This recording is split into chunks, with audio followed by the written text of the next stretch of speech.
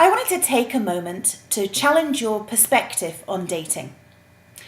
What if your love life and your relationship was a company, a very valuable company to you, and you were looking for a partner and somebody to help you manage that extremely valuable multi-million-dollar company? You as a CEO would be strong, single-minded, focused, independent, pragmatic, and you would be extremely careful with who you gave the responsibility to. Would you let any Tom, Dick or Harry look after your company and look after your hard-earned cash? No.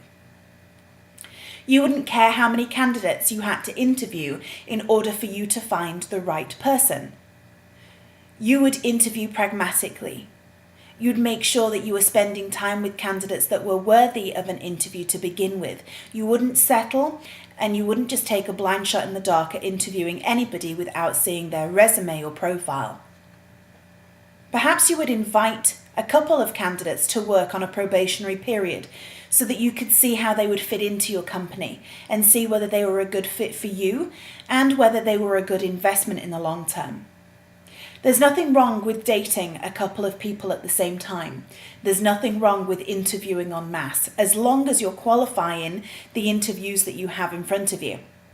If you're a strong, single-minded, focused CEO, you're going to make sure that you make the right decisions, logically and emotionally. There's nothing wrong with a little healthy competition between candidates.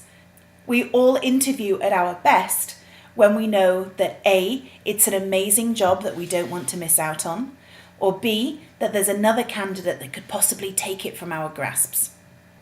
It helps you put each candidate in perspective, and it helps you benchmark them against each other. You have one interview or date with one candidate who is wonderfully outgoing. You have another one with somebody who's Captain Sensible. Which one do you prefer? Which one do you take forward to a second interview or a second date? Meanwhile, perhaps you feel like that's not a sure bet at all and that you need to keep interviewing at first stage in order to take them to seconds. If your love life truly was a multi-million-dollar company, you'd have more respect for it, and you'd have more respect for the people that you invited in it to work at it with you. I want you to think about dating as The Apprentice or Shark Tank. You're looking for somebody that can help you on your way to build your dreams stronger, faster, harder, quicker. And so why would you not spend time now with patience, pragmatically and logically, sifting through those candidates' resumes and profiles and putting in legwork?